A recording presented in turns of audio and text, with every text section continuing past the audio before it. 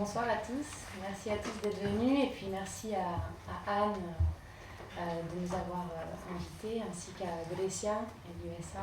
Merci Karen d'être là, qui nous arrive tout droit de Colombie. Bonsoir. Rapidement, en fait, la conversation va porter sur 3 séries photographiques de Karen et je vais vous juste dire quelques mots un petit peu sur sa biographie. Pour commencer, donc Karen est née dans une petite île qui s'appelle Aruba, dans la mer des Caraïbes. Elle a vécu plusieurs années en France, parce que au début des années 90, comme vous le savez tous, je pense, la Colombie a traversé de véritables périodes de turbulence et des conflits intenses. Donc Karen et sa famille ont fui en tant que réfugiés politiques. Elle a grandi en France de 7 ans à 15 ans et puis elle a passé ensuite, rentrée à Bogota où elle a passé son baccalauréat, puis elle est revenue à 19 ans à l'issue du lycée en France où elle a étudié l'histoire de l'art. Elle voulait étudier le cinéma, mais elle dit avoir du coup étudié l'histoire de l'art à défaut. Et comment tu es passée, Karen, de l'étude de l'histoire de l'art à la pratique de la photographie, comment tu en es venue à la photographie? Bonsoir, merci de m'accueillir ce soir pour cette invitation. En fait, j'ai rencontré dans la rue par hasard un garçon qui m'a dit j'ai envie de te présenter une photographe. C'était dans les années 2000 et il était assistant de Mario Testino. Et il m'a emmené voir cette photographe qui s'appelle Vanina Sorrenti, une photographe de mode new-yorkaise d'origine italienne. Et j'ai rencontré Vanina. On a tout de suite eu un coup de cœur l'une pour l'autre. J'avais 19 ans et durant plus d'1 an, elle m'a pris en photo. Et j'ai étudié l'histoire de l'art à ce moment-là et en fait elle a vu que j'avais beaucoup de curiosité. Donc elle m'a proposé de venir au laboratoire avec elle. Et mon premier rapport à la photographie, c'est quand j'ai appris avec elle à faire des tirages en couleur. Par la suite, on est passé à une autre étape et je suis devenue son assistante. Et c'est comme ça que j'ai commencé la photographie. On s'est suivis pendant de nombreuses années. Je suis allée l'assister à New York après, mais c'est vraiment elle qui m'a introduit à la photographie de mode, notamment parce que c'était le milieu dans lequel elle travaillait. Mais cependant, elle venait d'une famille où son père était peintre, donc j'ai eu la chance de voir beaucoup de choses avec elle. Et notamment d'avoir été formée à la photographie analogue que je pratique encore aujourd'hui. Donc avant même de savoir comment utiliser un appareil photo, j'étais déjà dans un rapport très fort à l'image parce que je faisais du tirage avec elle. T'avais pensé faire de la photo avant cette rencontre Non, en fait j'ai toujours été très intéressée par le cinéma parce que c'est quelque chose qui m'a toujours plu. Et donc j'ai pas eu la chance d'avoir eu accès à un DUG qui était spécialisé en cinéma, je ne me souviens plus lequel, qui était nécessaire pour pouvoir rentrer à la FEMIS. Et donc j'ai fait histoire de l'art, mais pour moi, la photographie est vraiment venue par hasard et j'ai toujours pris la vie d'une manière très instinctive et c'est vraiment, je me suis dit, il y a ce chemin qu'on est en train de me montrer, allons-y. Et puis à la fac, c'était assez difficile parce qu'on est tellement livré à soi-même que Vanina est devenue comme une espèce de maître à penser pour moi, une figure, et je l'ai suivie, je l'ai accompagnée. Mais c'était pas quelque chose de prévu parce que j'ai vraiment commencé à faire de la photographie pleinement quand j'avais 23 ans et aujourd'hui j'en ai 33, donc ça va faire 10 ans, mais j'étais pas dans ce cas de figure, ah oui, j'ai acheté mon appareil à 15 ans, c'est pas du tout ça. En tout cas, tu en es arrivé à obtenir de nombreux prix, on va peut-être quand même pas tous les mentionner ici, mais pour situer un petit peu ta carrière de jeune photographe, tu as obtenu le prix Colombo Suisse en 2013 de photographie, tu as obtenu le second prix. La même année, tu as été nominé au workshop de WordPress Photo. Et tu as été nominée pour le prix de la photo Madame Figaro, qui s'est associé aux rencontres de Arles l'année dernière pour ton travail en Afrique qui s'intitule Bamako, rivière de crocodile. Je ne sais pas si vous avez eu la possibilité de voir ce travail l'année dernière à Arles. Et l'année dernière également, tu as été nominée par Mass Foundation. Et récemment, tu as obtenu une résidence dans le cadre de l'année croisée France-Colombie en Guyane, une région un peu lointaine mais française. Tu peux nous en parler? Qu'est-ce que tu vas faire là-bas, si tu sais déjà ce que tu vas faire? En fait, c'est l'Institut français qui m'a invité en Guyane française. Ils ont fait un échange pour l'année France-Colombie, donc un photographe guyanais est parti faire une résidence en Colombie. Et ils ont choisi un photographe colombien, et c'est Carolina Ponce de León qui s'occupait de faire ce choix qui m'a sélectionnée. Donc je vais faire 8 semaines de résidence à Mana, qui est une ville près du Suriname, en Guyane française. Mais on me demande de travailler avec les communautés indigènes sur place, parce que j'ai déjà effectué un travail avec des communautés en Colombie. Mais je pense que je serais plus intéressée par travailler avec les communautés en marge là-bas, parce qu'apparemment c'est un no man's land, c'est un endroit assez atypique et loin de tout. Donc je ne suis pas encore très sûre sur quoi je vais travailler. D'accord. Et donc du coup on disait que tu avais exposé à Arles l'année dernière, mais tu vas y exposer de nouveau, toujours dans le cadre de l'année croisée France-Colombie, dans une exposition collective curatée par la commissaire colombienne dont tu viens de parler, Carolina Ponce de León, qui va inaugurer donc la première semaine de juillet. Et comme Grecia l'a précisé, tu vas participer à l'exposition collective Attache de jeunes artistes colombiens qui résident en France. Quels ont été, Karen, les photographes dont tu as beaucoup regardé le travail après ou en même temps, enfin, que celui de Vanina Solenti? Quels sont ceux qui ont marqué ton travail? En fait, mon rapport avec Vanina Solenti était un rapport de maître à élève, donc c'est pas forcément... J'ai beaucoup aimé son travail, mais c'était pas une figure, c'était une personne qui m'apprenait le métier. Mais c'est elle plutôt qui m'a initiée à d'autres photographes. Et j'ai commencé à regarder beaucoup le travail de Jock Sturgis, qui est un photographe américain qui photographiait beaucoup les camps naturistes dans le sud de la France.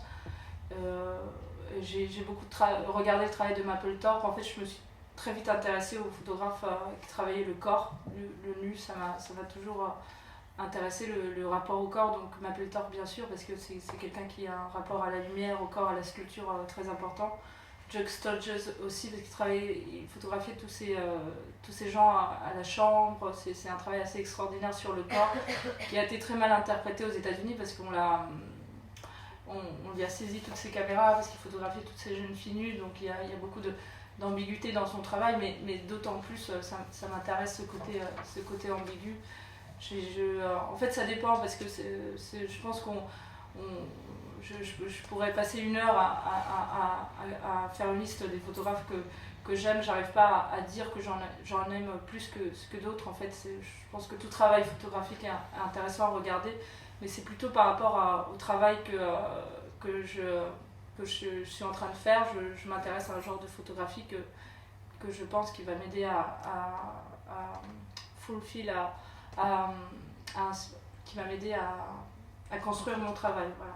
Donc je sais pas, je pourrais dire Diane Arbus, c'est beaucoup des gens du portrait. Ce qui m'intéresse moi dans la photographie, si je peux plutôt éliminer, c'est le photojournalisme.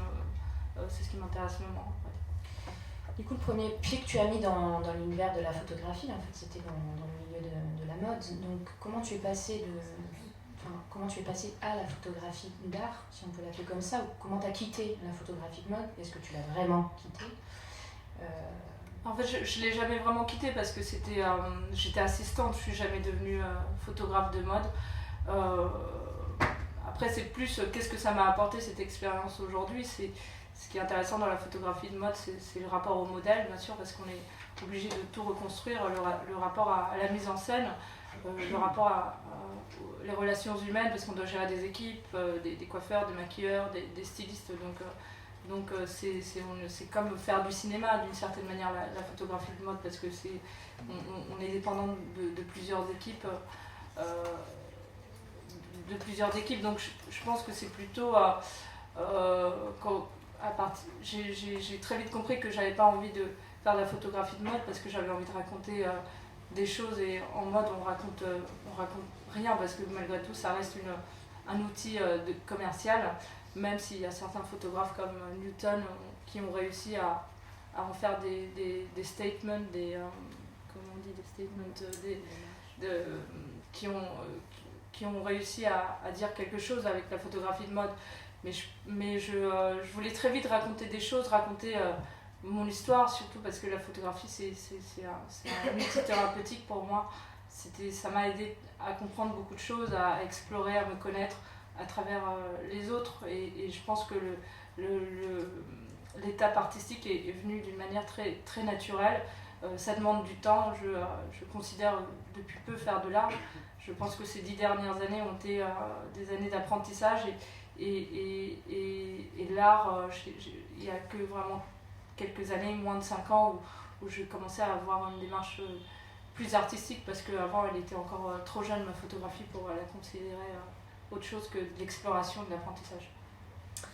Donc si on voulait essayer de caractériser ta démarche, ta pratique aujourd'hui, ta pratique photographique, on pourrait dire que dans l'ensemble de ton travail photographique, tu t'intéresses aux marginaux ou encore aux minorités, dites minorités. C'est un véritable fil rouge dans ta pratique, et c'est ce qui a motivé le choix des 3 séries qu'on a décidé de montrer aujourd'hui. Pourquoi Kalem, et en quoi ces sujets t'intéressent, et comment tu t'y intéresses? C'est vaste, mais...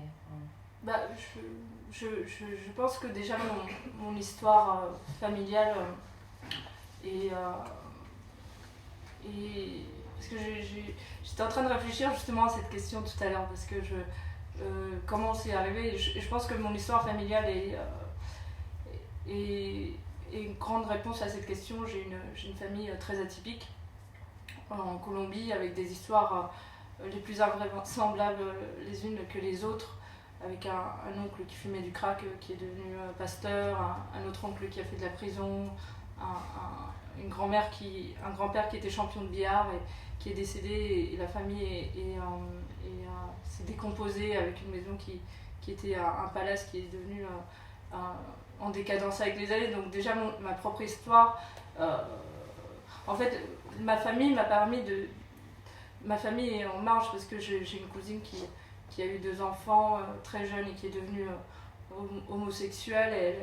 Elle a une copine black en Colombie qui vient de Cali. Donc je pense que déjà ma propre histoire était assez atypique, et ça a fait que c'est naturellement que je suis venue vers des sujets, ou des sujets en marge, des outsiders, les gens invisibles, parce que c'est ma famille qui m'a amenée vers là. Après, le pourquoi et pourquoi ces gens m'intéressent, c'est les questions auxquelles j'essaie de répondre aujourd'hui, mais je pense que ce que j'aime dans justement ces sujets invisibles, et qui ne font pas partie de cette zone de confort de notre société, c'est leur capacité à avoir beaucoup d'assurance sans juger les autres, parce que c'est ça qui m'intéresse, parce que c'est ces thèmes de la vulnérabilité, la morale, la fatalité, qu'on retrouve dans les histoires de ces gens, m'intéressent. C'est une manière aussi de donner un peu une voix, de rendre visibles ces histoires atypiques qui vont à l'encontre de ce pouvoir arbitraire de notre société, qui peut être parfois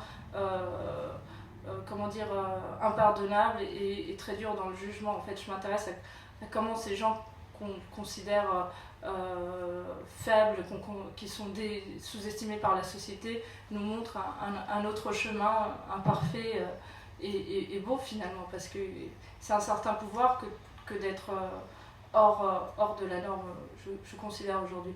Même dans l'adversité, dans la vulnérabilité. Je ne m'intéresse pas à la faiblesse dans ces situations, mais justement comment on arrive à transcender ces situations qui peuvent être pour nous, que la société nous montre comme faibles, ou comment dire, qui ne sont pas dans la règle, comment ces situations, en les transcendant, peuvent nous montrer un autre chemin, une autre manière de faire. Et pour aborder ce sujet vaste de la marginalité, ta photographie est, je ne sais pas si je me trompe en disant avant tout artistique, mais parfois elle flirte avec l'approche documentaire. Et c'est dans cet esprit que tu t'es rendu dans un petit village dans la côte caribéenne et que tu as fait la série Radio Macondo.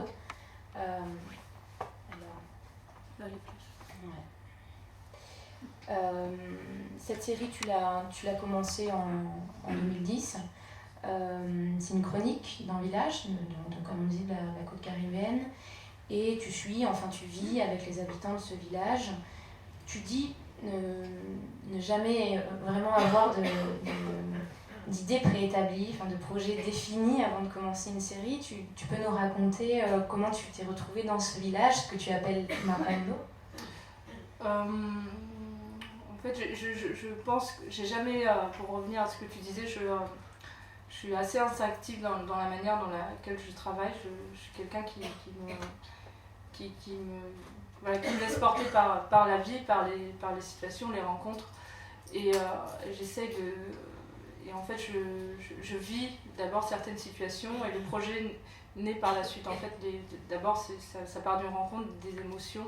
Et le projet se définit par la suite. Et dans le cadre de Radio Macondo, je me séparais de quelqu'un avec qui je suis restée très longtemps. J'ai eu une nécessité de rentrer chez moi en Colombie et je me suis retrouvée dans une maison, une autre maison, pas celle de ma grand-mère, mais une maison de ma mère qu'elle avait achetée dans ce village qui était un peu à l'abandon et je suis allée vivre là-bas en fait. Et pourquoi tu as intitulé cette série Radio Macondo, ce petit village où se déroule cette saga de la famille Buendia? Parce que la radio pour moi c'est synonyme des ondes, comment dire, une émissora, un programme en fait, non c'est le... Ouais, c'est comment dire, non c'est la radio c'est les ondes, c'est la mélodie, mais c'est la fréquence, voilà. Et donc et Macondo, après avoir écrit ce livre, Gabriel García Márquez, Reprendre ses lucides, Macondo est utilisé comme un adjectif en Colombie en fait. Macondo c'est signification d'improbable, de fantaisie et donc tout le monde dit, par exemple on dit esta situation es muy macondiana ou este pueblo es macondiano, donc c'est vraiment toute une culture c'est toute la côte caribéenne qui est imprégnée par cette vision de Gabriel García Márquez. Justement, il dit qu'il n'a rien inventé, c'est tout ce qu'il a vécu et qu'il a vu quand il était enfant. Donc c'est vraiment une manière d'aborder la vie avec beaucoup de fantaisie, l'improbable est toujours au rendez-vous et ce village, j'avais l'impression d'être comme dans ce village de 100 ans de solitude, dans ce village où j'ai vécu, avec des personnages atypiques les plus que les autres. C'était les situations les plus improbables que j'ai vécues et j'ai essayé vraiment de transmettre cette énergie dans les photographies. Et pourquoi tu as fait le choix du noir et blanc pour cette série en particulier? En fait, quand je suis partie en Colombie, je sais que j'avais envie d'aller faire de la photo. Et je partais pour longtemps. J'avais rencontré ce photographe François Bernier, qui était... c'est un photographe très peu connu. Et c'était un grand technicien du noir et blanc. Il avait beaucoup travaillé avec le fils de Edward Weston, en fait. Donc il était vraiment très connaisseur du papier, de la chimie, et il m'avait montré un travail noir et blanc qu'il avait fait à Los Angeles sur des maisons. Et il m'a dit, utilise ces pellicules. J'avais jamais fait du noir et blanc et il m'a conseillé de prendre ces pellicules, de travailler avec ces pellicules-là, avec de cette sensibilité-là. Et voilà. Donc c'était vraiment je ne l'ai pas choisi pour le sujet, donc tout est venu en fait dans ces choses que j'avais pas prévues, elles ont trouvé un ordre naturellement par la suite. Tu disais que tu avais envie aussi de donner quand même un goût de légende, enfin d'histoire ancrée plus dans le... Bah en fait, il s'est avéré que j'avais ces films, je suis partie dans ce village et j'ai trouvé le sujet parfait pour utiliser ces pellicules. Et c'est vrai qu'aujourd'hui, le noir et blanc donne à cette histoire un côté complètement intemporel. Mon intention, c'est qu'on ne puisse pas savoir ni la géographie, ni à quel moment ces photographies ont été prises, parce que le côté intemporel donne beaucoup plus de fantaisie à l'histoire et permet au spectateur de se perdre pour se retrouver et de donner sa propre interprétation à l'histoire. Il y a un côté beaucoup plus fantaisiste avec le noir et blanc, je trouve. Je ne sais pas si cette histoire aurait fonctionné en couleur, je pense pas. Et du coup, quand on fait défiler les photos comme ça, en tout cas, on a l'impression de voir un petit peu défiler un film. Est-ce que c'est intentionnel ou... Bah, la différence entre ce travail et les autres séries qu'on va voir par la suite, c'est que je raconte une chronique d'un village. Donc à partir du moment où on a une chronique, une narration, on peut plus penser à une histoire cinématographique, bien sûr, parce que l'editing n'est pas le même. Il voilà, il y a un travail sur l'editing qui est beaucoup plus important, dans le sens où faut qu'on puisse se balader dans une histoire.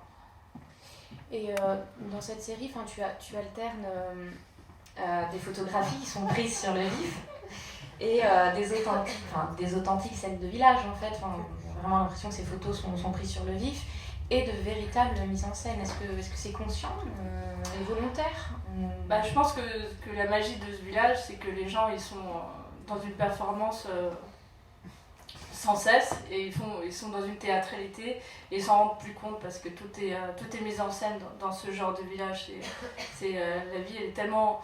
en fait, il y a beaucoup d'humour, les gens rigolent tout le temps, ils se prennent pas au sérieux, je pense. Et 100 ans solitude et Gabriel Garcia Marquez, c'est ça c'est cette énergie de ne pas se prendre au sérieux, de se laisser vivre et que j'ai voulu transmettre dans ce sujet. Donc, après, je joue vachement avec le spectateur.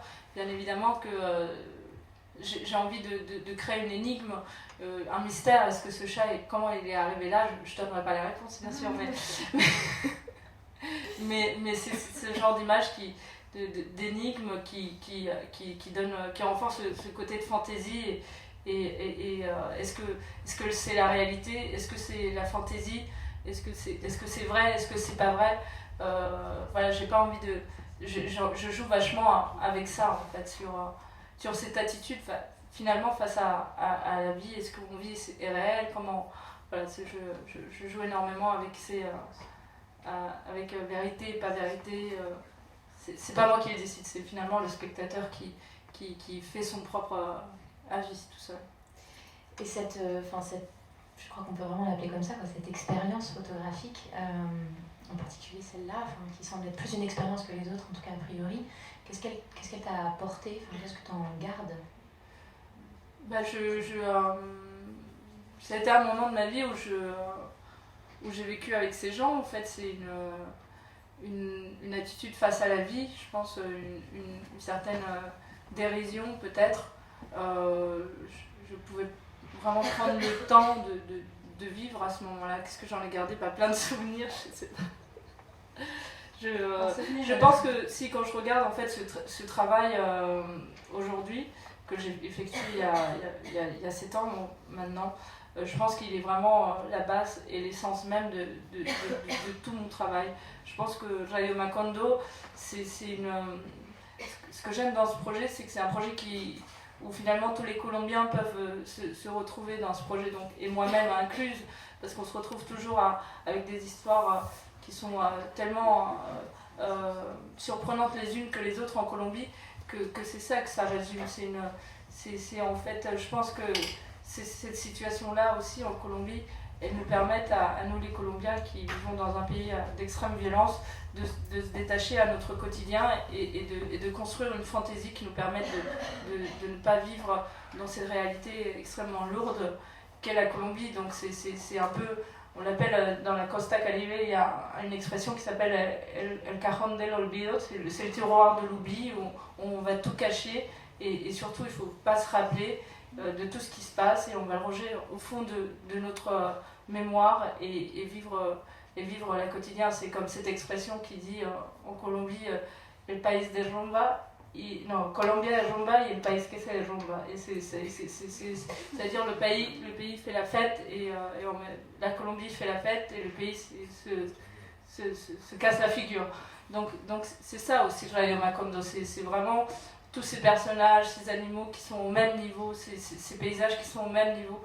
Et cette mentalité qui nous permet à nous les Colombiens de dire non, on ne veut pas regarder ce qui se passe, plutôt créons de la fantaisie parce que c'est notre antidote à ce pays chargé de violence et de problématiques. C'est un pays la Colombie est un pays très schizophrène finalement parce qu'il ne veut surtout pas admettre ce qui se passe. Et donc ce Macondo, c'est ça qui nous donne en fait. C'est notre antidote à ce présent et cette réalité qui est extrêmement dure à vivre pour la plupart des Colombiens. Et s'il n'y aurait pas cette fantaisie, je pense que la vie elle serait extrêmement dure. Donc c'est ça que j'ai adoré quand je vivais dans ce village. C'est se détacher de cette réalité pour créer une réalité qui est beaucoup plus intéressante, quoi, d'une certaine manière, parce que on se détache de tout et c'est ça que j'ai aimé. J'étais loin de tout en fait, j'étais vraiment loin de Paris, faut payer un loyer, ça n'avait pas d'importance. On vivait au jour le jour et c'était la débrouille et c'était très bien. J'aimerais bien, enfin, si tu nous y autorises, à s'arrêter sur 2 photos en particulier, celle-là et celle-là. On ne peut pas les avoir l'une à côté de l'autre, on n'a pas bien fait ça, mais donc celle-ci et celle-là, c'est quoi ce sujet du chat là, entre les jambes? Ouais. C'est la vie. En fait, le chat, ce chat il apparaît beaucoup dans ce projet et puis j'aime beaucoup parce qu'il le chat c'est un peu synonyme de sexualité. Donc voilà pourquoi il est aussi bien placé. Voilà. Ok. T'as parlé d'humour et là du coup on rit, donc quelque part il y a une dimension très humoristique assez forte. Donc c'est très important l'humour. Ouais, mais vas-y. L'humour permet de se dégager et puis de pas trop se prendre au sérieux, c'est très important aussi. Et du coup j'aimerais faire le lien avec la série qui suit, qui est Namabou, et j'ai l'impression que l'humour est 6 mois présent, presque absent. Est-ce que tu peux, avant qu'on aborde ce sujet-là, tu nous parlais un petit peu de la jeunesse de cette série Namabou, que je vais mettre là tout de suite, pardon d'aller si vite.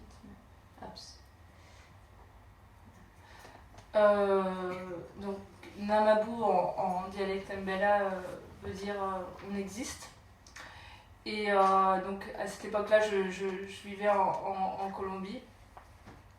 Quand j'ai commencé ce projet en 2000, en fait ma relation avec les communautés mbelas ont commencé en 2011 et je vivais dans le centre de Bogota et je rencontrais ces Indiens, en fait, c'est los indígenas, comme on dit en espagnol, avec leurs robes de couleur, leurs tatouages pour certains, mendier dans la rue. Et c'était quelque chose de très bizarre pour moi parce que c'est vrai que le seul rapport que j'avais eu avec les communautés indigènes, c'était au musée ou dans des documentaires ou dans des livres. Ça me faisait extrêmement bizarre de les voir mendier.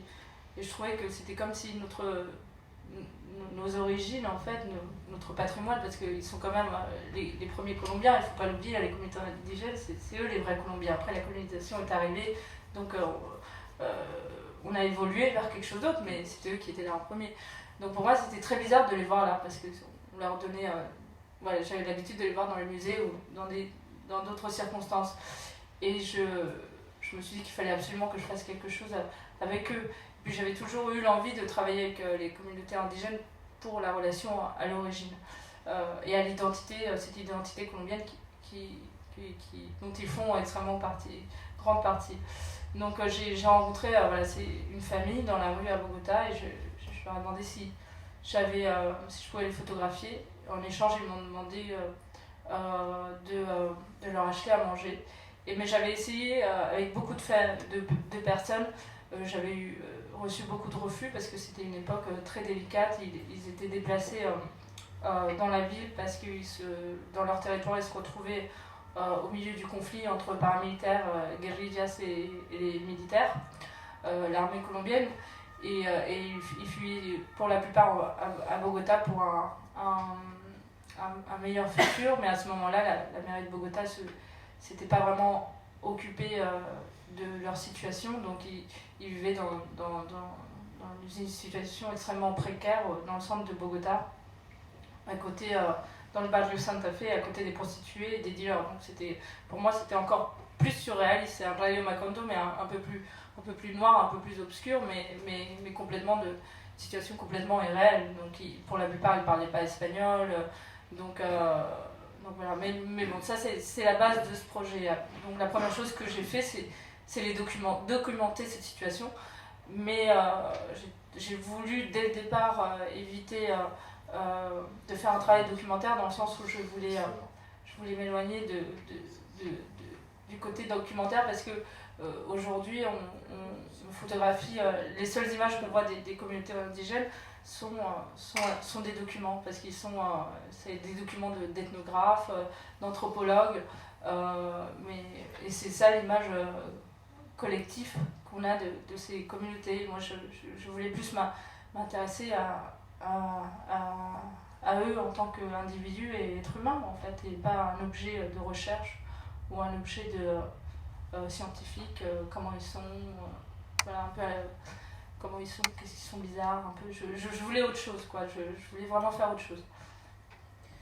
Et on sait à quel point enfin, la nature est importante pour eux, enfin, celle dans laquelle finalement ils ont grandi, celle qui les a pour grande partie aussi déterminée, celle qu'ils peuvent aussi considérer comme leur dieu. Enfin, pourquoi du coup tu as choisi toi d'en extraire enfin, des morceaux comme ici, enfin, des feuilles, quoi, des feuillages comme si... ou comme là, comme si c'était un décor. La nature, pour eux, c'est leur mère, parce que la Madre Tierra, c'est extrêmement... c'est un des fondements de leur cosmogonie. Donc cette nature, elle est extrêmement importante et j'ai voulu personnifier cette nature. Je voulais pas l'utiliser comme décor, parce que c'était encore une fois une manière de éviter... un travail documentaire, chose que je voulais vraiment voilà, pas éviter à tout prix. Donc cette nature fait partie, est un personnage aussi, c'est elle là où c'est elle qui leur donne la vie et c'était une manière aussi d'en venir à ce multinaturalisme. C'est un terme qui est utilisé par un anthropologue brésilien et c'est cette manière de comprendre que pour eux cette nature leur permet plusieurs interprétations. En fait, toute la thèse de ce chercheur, Eduardo Viviero de Castro, c'est que nos sociétés à nous, occidentales, nous vivons avec une nature et plusieurs cultures. Alors que eux, ça veut dire, eux, c'est l'inverse, ils sont une culture commune et plusieurs natures. Donc ces plusieurs natures, c'est ce qui leur permet un regard équivoque à la vie, plusieurs interprétations, un détachement du temps, un détachement d'avoir plusieurs significations.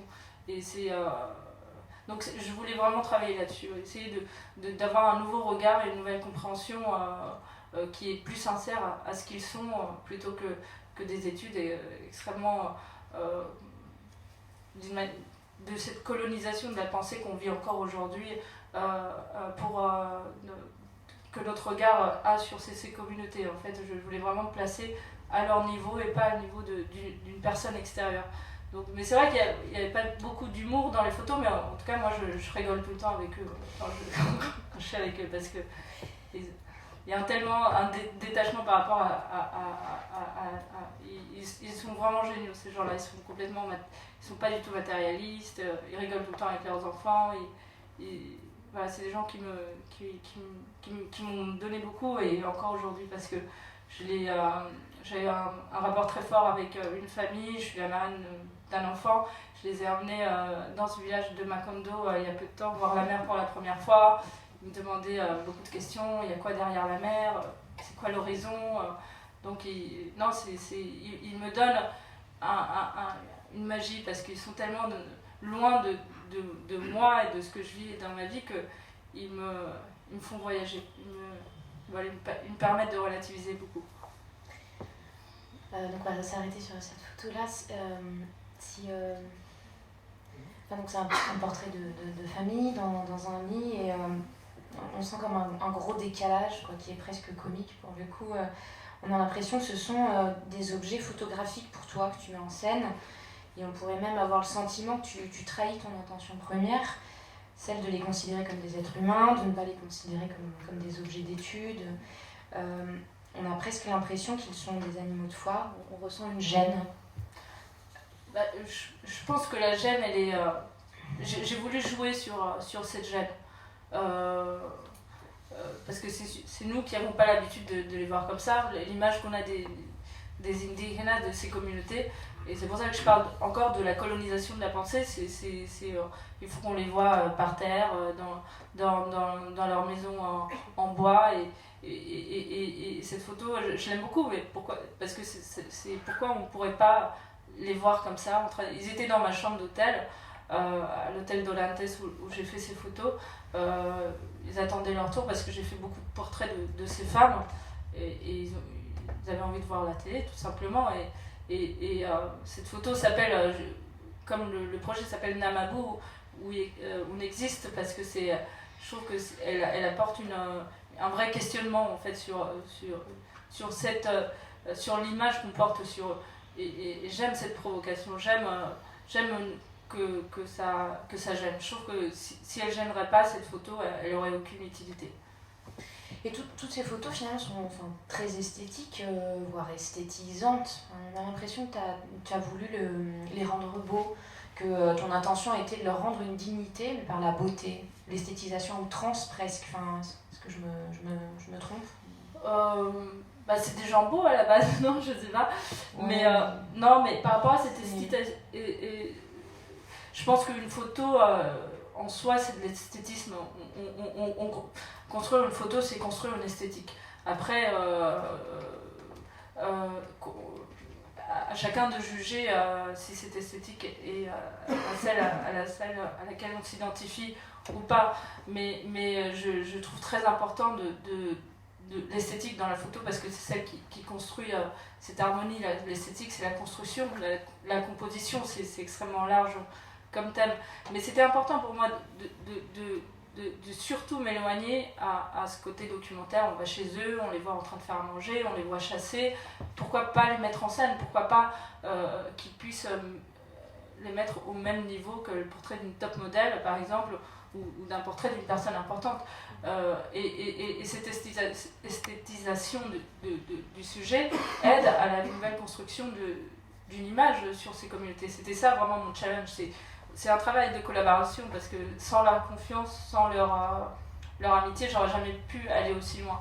Donc, mais les choses se sont faites toutes seules. C'est des gens qui sont artistes aussi, énormément à la base. C'est des dessinateurs incroyables, c'est des gens qui ont le sens de la couleur incroyable, vraiment extrêmement poussé.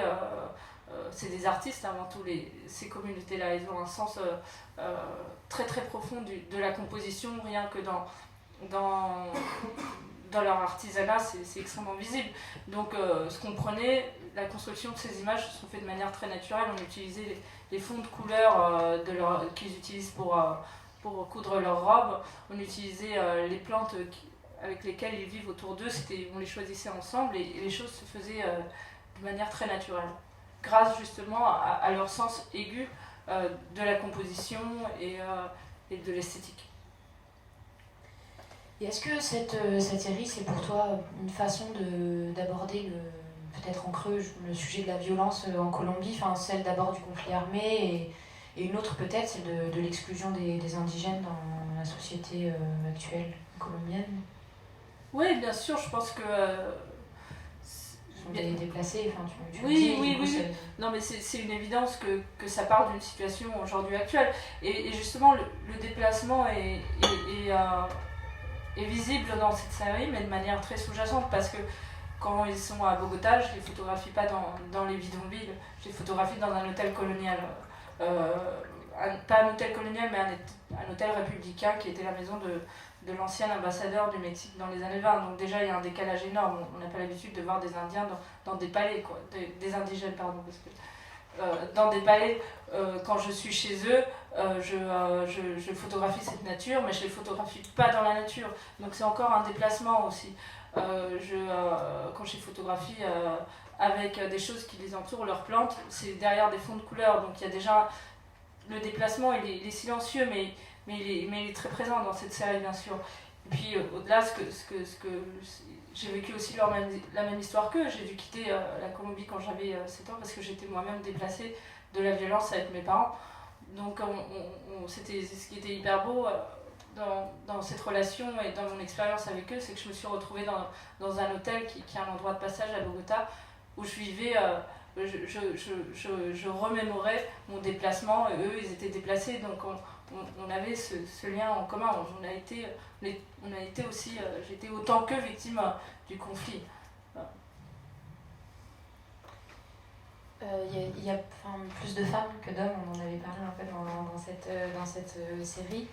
T'as décidé vraiment t'as choisi de montrer plus les femmes que les hommes? Non, ça s'est fait naturellement. Après, c'est vrai que dans les communautés indigènes, en tout cas chez les Mbela, la femme a un rôle extrêmement important. C'est elle qui gère le foyer, c'est elle qui met au monde, c'est elle qui gère le panier, l'argent. Donc, et en tant que femme, c'est plus facile de parler à une femme. Il n'y a pas d'ambiguïté, il n'y a pas de séduction. Voilà. Donc c'est pour ça que j'ai photographié le plus les femmes. Et puis aussi, c'était un choix parce que elles s'habillent vraiment, les hommes, ils s'habillent pas, ils s'habillent un peu normalement, alors que les femmes, c'est elles qui sont porteuses de leur culture et de leur tradition beaucoup plus que les hommes. La femme, la féminité, c'est un sujet qui t'intéresse beaucoup depuis un certain temps, depuis même très longtemps, qui te tient à cœur. Est-ce que tu peux en parler Bon, tu t'es intéressée à ce sujet. Bon, on a une série que... Attends, la dernière série, celle sur laquelle tu es en train de travailler, qui s'intitule Elias, que tu as commencé en 2014, que tu continues. Tu peux nous en parler? Déjà, peut-être, je sais pas, ton rapport à la féminité. Et puis, c'est vrai que c'est le photographe avec qui j'ai travaillé quand j'ai été à Vanina Sorrenti qui photographiait beaucoup les femmes. Et c'était quasiment son sujet de prédilection. Et elle avait un rapport extrêmement ambigu avec elle. Mais ce rapport me plaisait aussi, parce que je trouve que j'ai voulu photographier les femmes parce que c'est une recherche personnelle. Je suis une femme, donc c'était une manière de me connaître mieux, de me comprendre. Et puis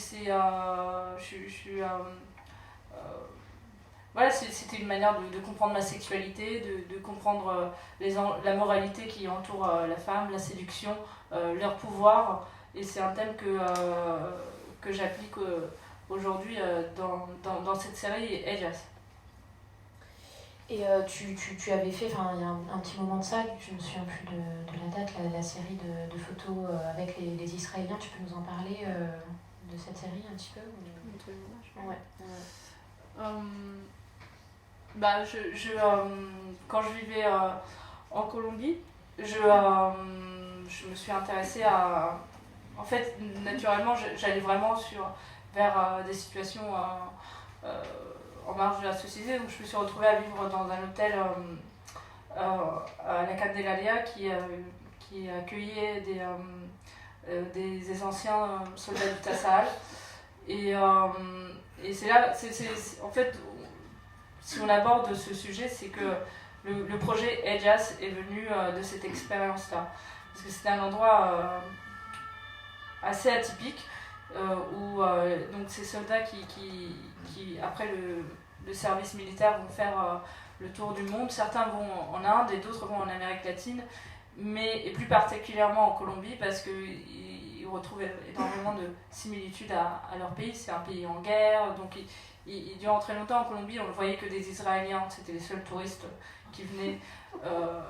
Et puis en plus de ça, ce qui est assez fou, c'est que la Colombie a énormément de relations avec l'Israël, notamment les paramilitaires ont été formés par des mercenaires israéliens. L'Israël est un très grand fournisseur d'armes en Colombie, notamment la mini Boussi qui est c'est une arme qui a été importée par les Israéliens, qui est devenue l'identité des sicarios à Medellín. Donc ils étaient extrêmement doués c'est une guérilla urbaine en fait. Donc ils sont excellents pour la guerre. Et voilà. Et donc tout ça pour revenir ces relations étaient une coïncidence. Moi je me suis retrouvée dans cet endroit parce que j'avais pas beaucoup d'argent. Je voulais pas faire trop appel à ma famille, et c'était un lieu qui me permettait de vivre et de manger tous les jours, et je payais à la fin du mois. Et puis en plus de ça, c'était un endroit où personne ne se juge, un peu un endroit avec liberté sans aucune responsabilité. Et cet endroit, pourquoi je me suis intéressée, c'est que c'était la rencontre entre ces soldats israéliens qui revenaient vraiment après 3 ans de souffrance, parce que ceux qui sont sur le front, c'est pas les gens les plus aisés en Israël, et ces filles colombiennes qui étaient dans l'hôtel, qui venaient un peu divertir ces hommes, qui étaient un peu des infirmières, et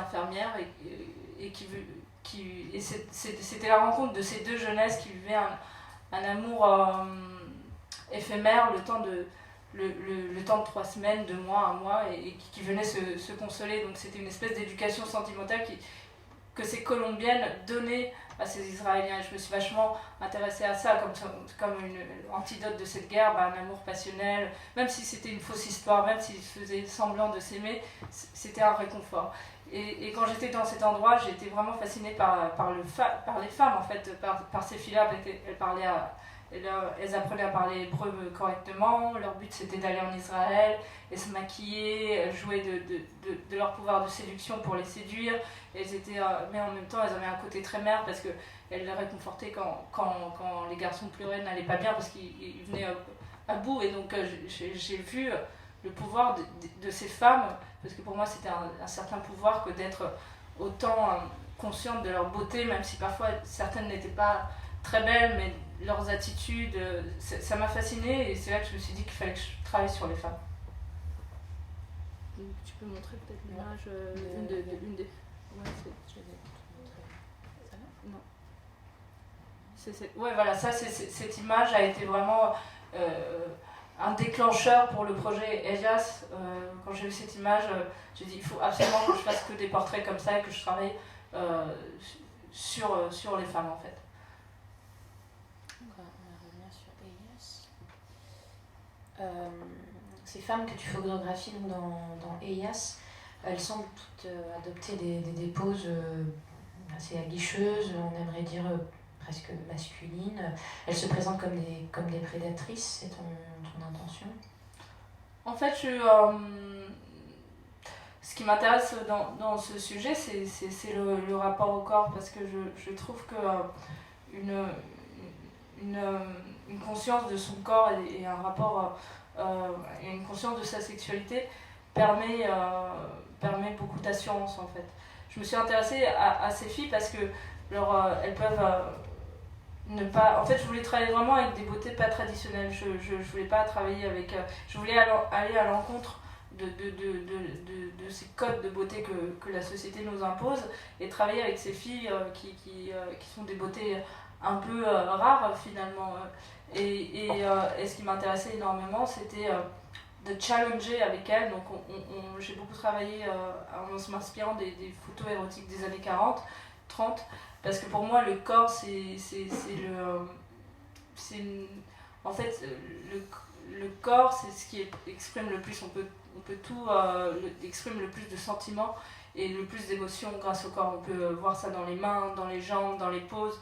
En fait, ce langage du corps m'intéresse énormément. Donc je travaillais avec ces filles, on travaillait avec des poses, et le but c'était vraiment qu'elles soient libres et pas censurées.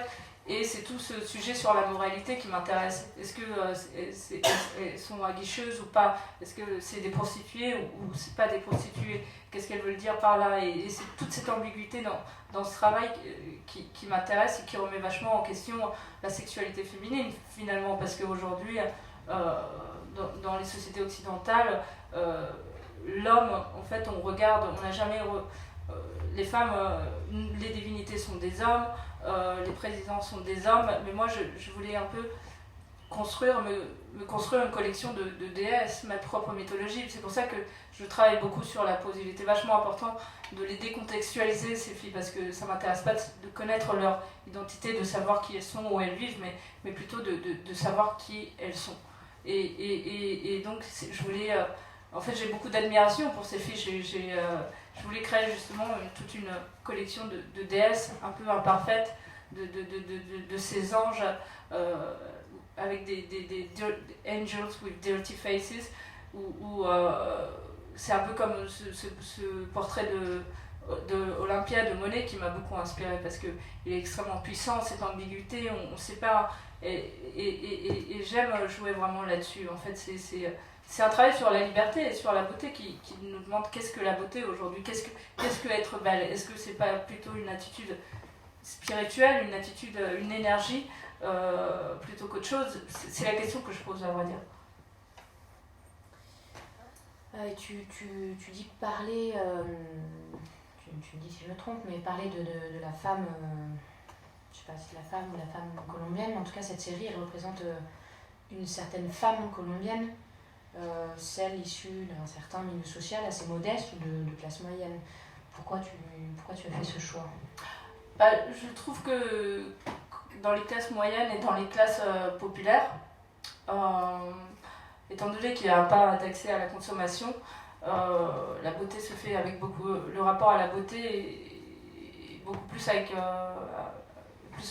il y a plus de créativité en fait, parce que je trouve que les sociétés aisées en Colombie qui ressemblent finalement vachement aux sociétés occidentales. En fait, je trouve que les gens aisés en Colombie, ils s'habillent comme les occidentaux, ils regardent les magazines et copient. Alors comme il n'y a pas... Et la beauté, en fait, elle se cache, les gens se cachent à travers le matériel, et la beauté se fait par rapport au sac à main qu'ils vont avoir, les chaussures qu'ils vont acheter, les vêtements. Alors que les gens de la classe populaire, étant donné qu'ils n'ont pas accès à cette matérialité, ils n'ont pas autre chose que de s'exprimer d'une manière plus pure, finalement. C'est leur attitude qui va charmer la petite grosse. Elle va séduire d'une autre manière, et elle va avoir beaucoup plus de confiance en elle, puisque finalement elle n'a pas tous ces attributs matériels pour se cacher derrière. Donc je trouve que les personnages sont... Il y a plus de pureté et plus de sincérité dans ces classes populaires. C'est pas un travail qui... Je juge pas les classes en fait, je dis pas que les pauvres sont comme ci ou que les riches sont comme ça, mais c'est un fait. Étant donné qu'il n'y a pas d'accès à la matérialité, les gens ils sont beaucoup plus voués à soi-même, et c'est une réalité. Et dans ton rapport au modèle, dans l'échange qui se crée, dans cette pratique-là photographique, quand tu photographies des femmes, est-ce que la photographie de mode, que du coup tu as pas mal pratiqué, que tu continues de pratiquer, influence ton rapport au modèle féminin? Et si elle l'influence, comment elle l'influence? La photographie de mode, tu dis? Ouais, ton rapport au modèle, tu vois. Parce que là, bon, c'est pas... Non, après, en fait, la photographie de mode, ça aide vachement à diriger les gens, en fait. Je pense que s'il y a un rapport, il est là, mais après, je suis vraiment allée... je me suis pas inspirée des photographes de mode, mais je me suis inspirée de ce qu'ils s'inspirent. En fait, je me suis rappelé des archives qu'utilisaient Vanilla et Cédric Buchet, avec qui j'ai travaillé aussi. Et ce qui est intéressant dans la photographie de mode, c'est que la pose est vachement travaillée. Donc moi, j'ai voulu vraiment exagérer cette pose l'exagération de la pose était très importante dans ce travail parce que on exagère les sentiments, on exagère le corps et ce qu'il veut, et ce qu'il peut dégager, ce qu'il peut signifier.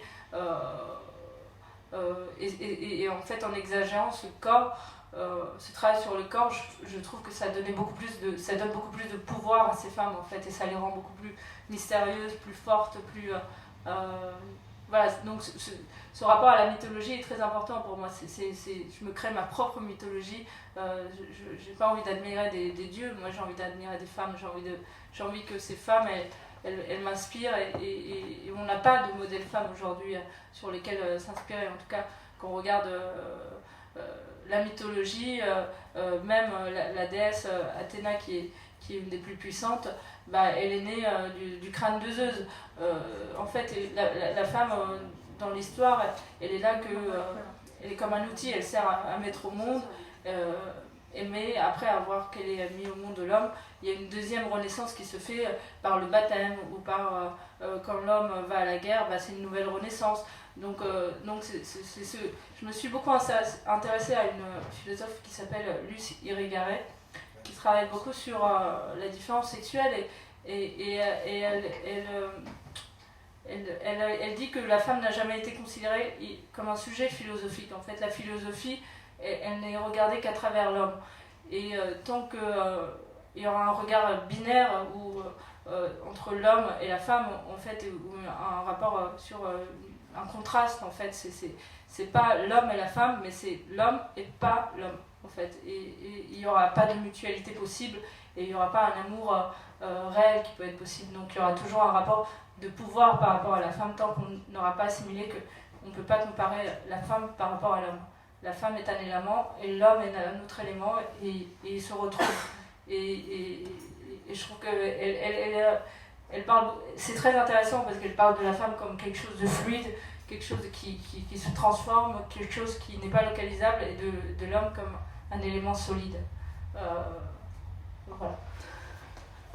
Et ton rapport à la sensualité, à l'érotisme, au sexe, est-ce que tu as le sentiment de les partager avec elle?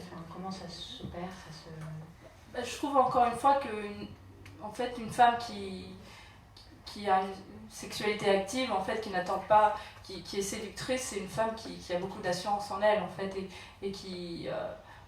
le rapport au corps est signe d'une certaine assurance en soi et on n'a pas peur de s'exprimer, en fait. Je sais pas, qu'est-ce que tu... Je pense que la sexualité est vachement signe d'assurance, en fait, et c'est pour ça que ça m'intéresse énormément, la sexualité. Je pense que quand on n'a pas peur de s'exprimer, la sexualité, c'est ça, c'est une expression, et donc il y a plusieurs formes de sexualité. Il y a la sensualité, il y a plusieurs niveaux, mais je trouve que c'est les femmes les plus fortes, c'est celles qui n'ont pas peur d'assumer cette sexualité.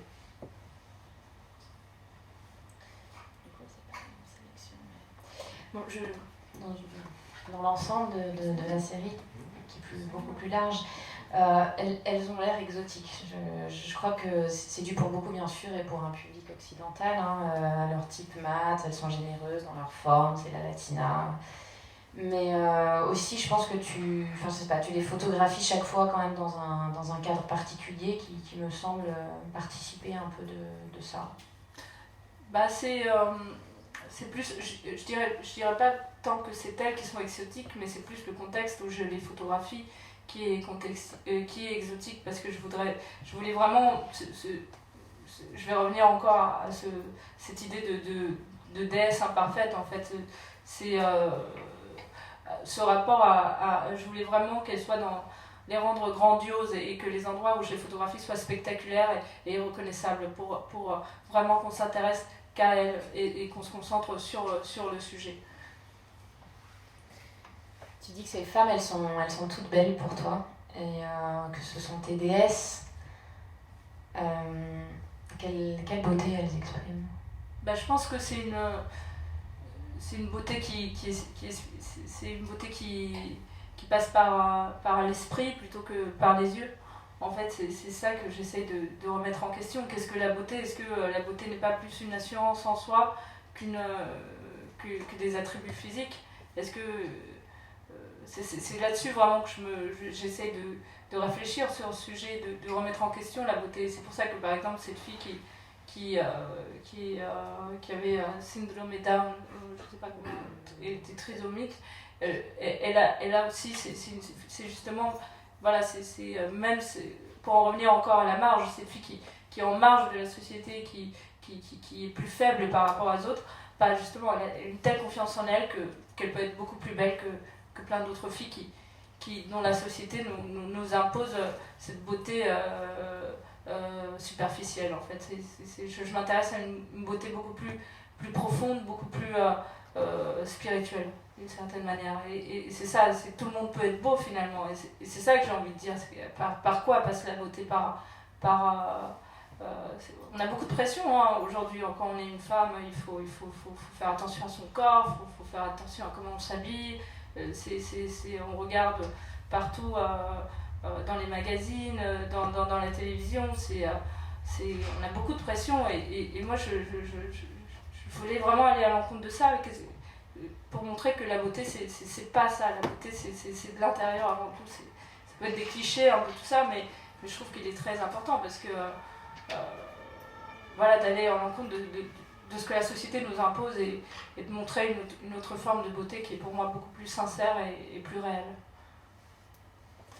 Alors aujourd'hui tu vis à Paris, mais de facto l'essentiel de ton travail, si ce n'est l'ensemble de ton travail, tu le réalises en Colombie. Est-ce que c'est une façon pour toi de renouer avec ton pays, que de s'intéresser à des sujets colombiens? Et est-ce que ce sont réellement des sujets colombiens? Est-ce que la Colombie est marginale plus que la France? Toi qui t'intéresses non, en fait, j'ai très envie en fait depuis de travailler en France. Je pense que la marge elle existe par les sujets que je traite sont universels parce que je traite de l'identité et du rapport au territoire avec les communautés indigènes. Et c'est quelque chose d'universel, de cette beauté que j'applique à la femme colombienne, mais c'est des idées qui sont universelles. Et aussi, je travaille beaucoup en Colombie parce que j'ai été loin de la Colombie, j'ai été arrachée à la Colombie et donc c'est une manière pour moi de rester connectée avec mon pays, mes origines et c'est plus facile pour moi de travailler en Colombie parce que c'est là d'où je viens, donc il y a quelque chose qui est beaucoup plus facile et évident. Mais voilà, j'aimerais travailler, je pense que j'espère en tout cas pouvoir travailler en France et la Guyane française, c'est une France différente, mais je vais quand même aller, ça reste la France quand même, et je vais aller travailler là-bas au mois de juillet. Voilà. Bon, on t'attend de pied ferme alors, ton retour. Merci beaucoup. Je vous en prie. Merci beaucoup.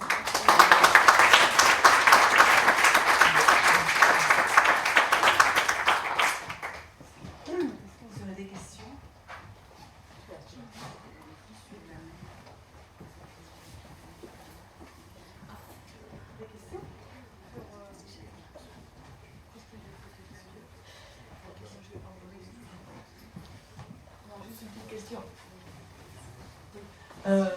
Ce sont les femmes qui prennent les pôles elles-mêmes, elles sont complètement libres ou tu les diriges un petit peu et tu cherches quelque chose ou elles jouent beaucoup elles initient beaucoup elles-mêmes les choses?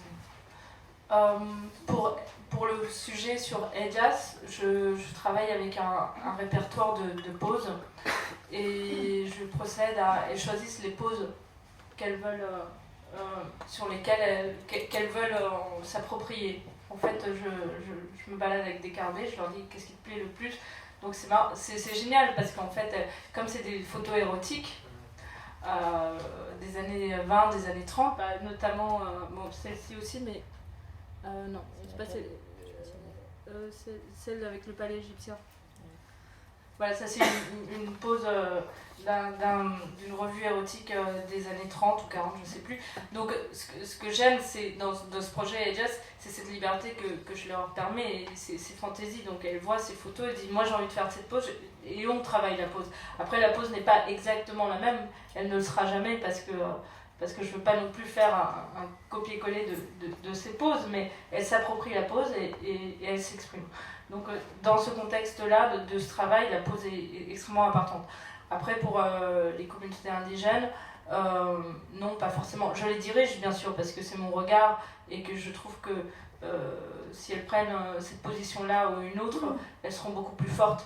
Donc bien sûr il y a beaucoup de directions, il y a beaucoup de... Je guide les modèles, mais mon but c'est qu'elles puissent trouver une harmonie entre la pose qu'elles vont faire et puis la sincérité qu'elles vont dégager. Donc c'est ça le grand challenge, de trouver un bon équilibre entre cette sincérité et cette direction que je leur donne.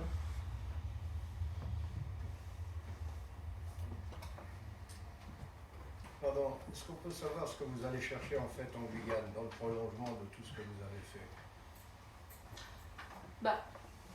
Pour être tout à fait sincère, cette résidence, je l'ai pas beaucoup prévue. Donc, qu'est-ce que je vais chercher en Guyane?